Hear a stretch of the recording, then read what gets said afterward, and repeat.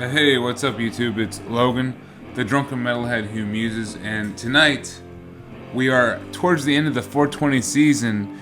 In fact, all things willing, it is 420 right when this video is released.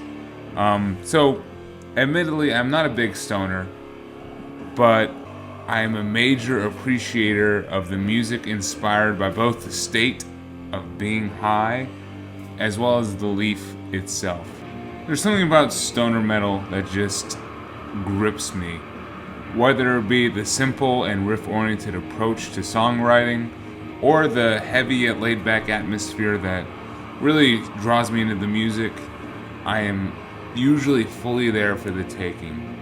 So in honor of this most important of all high holidays, and the music that makes it special to me, I'm reviewing the king of all stoner doom albums, and really the ultimate example of what the genre is to me. And I am talking about Sleep's Dopesmoker.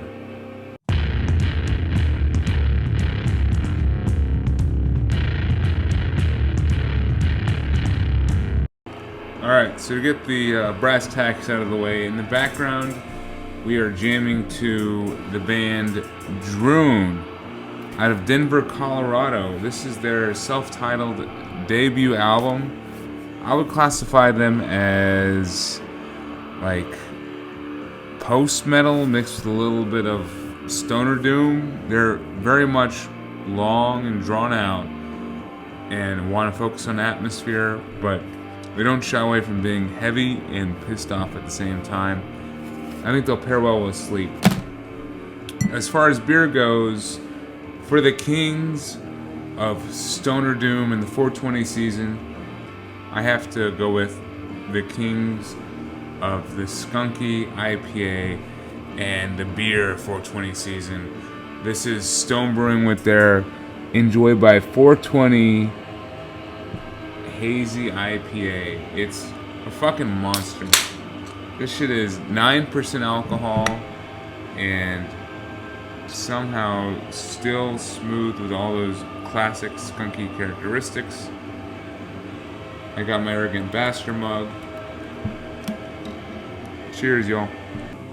So for the uninitiated, we have to introduce the history and the concept behind Dopesmoker. So originally this is Sleep's third album, which was supposed to be Jerusalem, and they had been trying to release it and had been pitching it to their various labels as being an hour-long song, and none wanted to release it.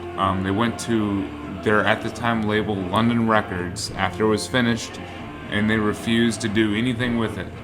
So after that, they disbanded and released it as bootlegs until it finally resurfaced with an official release from TP Records in 2003. This pressing I have came out on Southern Lord in 2012. So with new artwork and everything, because it has gone through many different iterations of this artwork. I'm definitely biased towards this one. It's got that kind of Star Wars, Jawas effect going to it, and just really encapsulates the lyrics found here a little bit more than I think the first one. But anyway, Sleep, of course, is Matt Pike, Al Cisneros, and Chris Wakius, who's on drums. And they are the creators of this. And I mean, it took like years to make, and they initially recorded it in 1996, and it didn't officially get released until 2003. So really, that in of itself is an epic and kind of disgruntled way to start a story for an album. So now on to how it is viewed in the current metal zeitgeist. From my perspective, no album as ambitious as this one is as disregarded by the larger metalhead community than Dopesmoker. But at the same time, it is significantly revered by its cult-like followers and often praise to the high heavens, like essentially what I'm doing right now. For like the critiques that are leveled against this, I will often hear people, deride its nature, like its very essence, the fact that it's an hour-long song, and it doesn't really venture out structurally from where it initially starts. And because of this, it's hard to get into and kind of just a boring listen for some people. And, the lyrical content and the whole concept of the album itself is often viewed as sophomoric by some people. So, I kind of want to, with this review, address these complaints, and say that, first, these complaints aren't wrong. They definitely have basis. If you listen to this album one time, that's like the first thing that you take away from it. But I think if you only listen to this album one time, you miss the point of this album entirely. So, that kind of does beg the question, though. What is the point? What is the purpose of this hour-long song that meanders and wanders through its runtime? And how can people find it passable, let alone a crowning achievement of a subgenre, like I do? I think to properly enjoy this album, you have to refocus how you approach it. A lot of people will view an album as like a destination or a penultimate feeling of what they want to get out of it. But this is not that kind of album. This, in of itself, is a journey. And not just any kind of journey, it's a long fucking one. It's a tedious journey that focuses on repetition, and it wants you to kind of revel with it in the joy of repetition. For example, some people approach albums or create albums where, it's a peak in the beginning, and it starts to level off in the middle, and then it comes back up towards the end. Others, they try to peak towards the middle. Dopesmoker is not like that. I consider it very linear. It's flat. Like the whole flow of the album, how they structure it. As you zoom out on it, it's like a flat surface. It just maintains the same consistency throughout. When you zoom up on it, it's actually a little bit different. It's got like this almost heartbeat kind of structure to it. There's these little ebbs and flows within its hour-long runtime that kind of push it forward and continue to make it interesting when you're tuning in. So that begs the question, how do you tune in to an album like this? And I really think you do it by adjusting your approach and your setting with listening to this album. For me, this is not an album I would listen to while stoned. I think I would potentially become bored of it. For me, it's a journey album. I like to run. It's one of my hobbies of mine. And something about that setting kind of engages me, Because when it comes to unlocking your potential within running, it's about enjoying the repetition of every single step. And you kind of begin to feel that with Dopesmoker. Same with a long road trip. Same with doing a certain kind of house chore or yard work. I'd mow the yard to this album. I would do some woodworking to this album. I would let this album be the backdrop for almost anything. But not the backdrop I would forget about, but one that would equally engage me, but then also equally let me do the task at hand. So the music that carries this album is, relatively simplistic on first listen. The song itself does not change too much over the course of its runtime.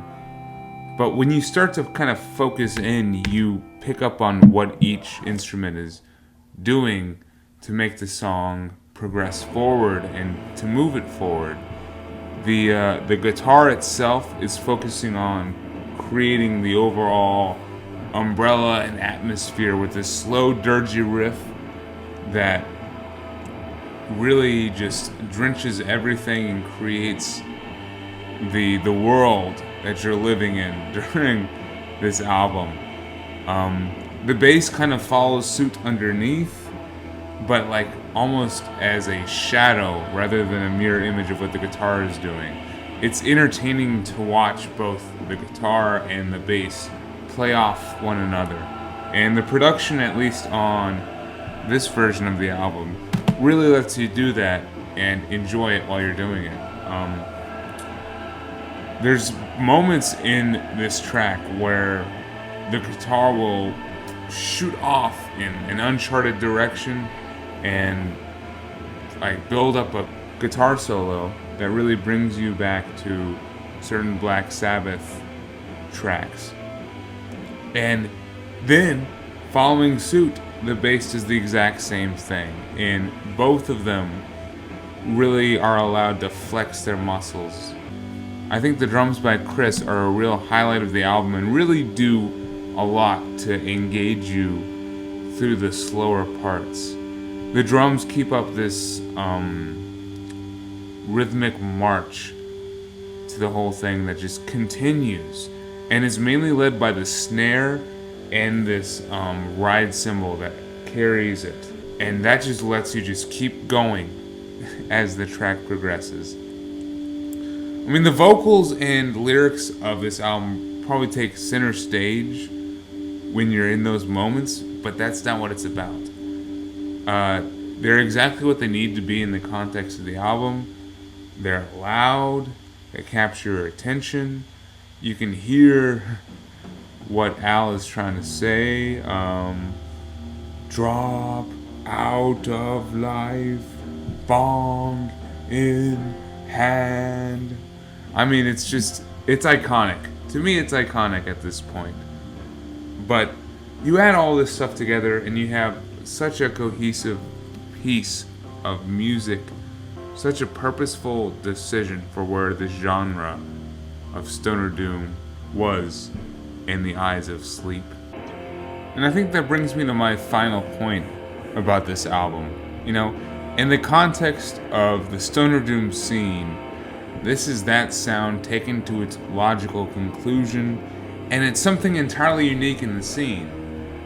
I think a lot of people will level the complaint against stoner doom in that it's derivative and it sounds just like they're worshiping at the feet of greater bands. But this album right here, Dopesmoker, does not sound derivative. It is its own thing. There are moments on it where, you know, that slow, dirty guitar starts to falter, and you think they're about to transition into a Black Sabbath riff or like, you know, drum transition, and it doesn't, and it just goes right back in to that same dirgy riff, and it's all the better for it.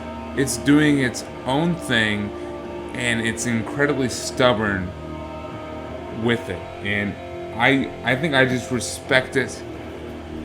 I think this had to have been made. Honestly, to give Sleep some credit, I think it's almost punk rock in how they made this album. Just doing their own thing, making something so ridiculous, other people did not want it released, or did not at least want it released by them. But guess what? It got released anyway, and it, by all intents and purposes, is a classic. And from my mind, it's a classic. So, for Dopesmoker, on this holiest of high holidays, I give it a 9.4 on Drunken Metalhead Reviews. Thanks for watching. Follow that smoke to the riff-filled land. Cheers, happy 420.